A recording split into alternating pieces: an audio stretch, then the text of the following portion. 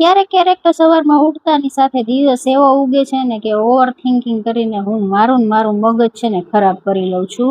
અને પછી ચા પાણી પી અને થોડું ઘણું ઘરનું ક્લિનિંગ કરવાનું હતું એટલે અહીંયા મેં એ સ્ટાર્ટ કરી દીધું છે. અને પછી વોશિંગ મશીનમાં કપડાં ધોવાઈ ગયા હતા એટલે હવે આપણે એને ઝાટકી અને મસ્ત સૂકવી દેવાના છે.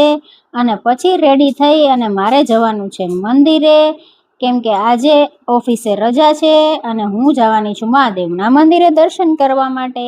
ત્યાંથી આવી અને આજે મારે દાલ તડકા બનાવવાની છે, જેના માટે મેં અહીંયા બધી મિક્સ દાળને પલાળી અને ધોઈ અને બાફવા મૂકી દીધી છે. અને દાળ બફાઈ ગઈ એટલે હવે આપણે એનો મસ્ત વઘાર કરવાનો છે, જેના માટે મેં અહીંયા તેલ અને ઘી મિક્સ કરી અને વઘાર કરી નાખ્યો છે.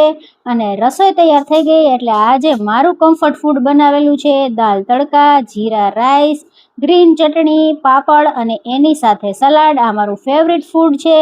અને પછી ઢીંગુ આવી એટલે એને પણ પાપડ શેકી અને જમવા બેસાડી દીધી છે. સાંજે ઢીંગુએ કંઈક નવીન આઈટમ કીધી હતી કે બટેટાના પેનકેક, તો આપણે અહીંયા એ બનાવી નાખ્યા છે. પહેલાં એને કાચા લઈ ગયા તો મેં વધારે બ્રાઉન કર્યા છે.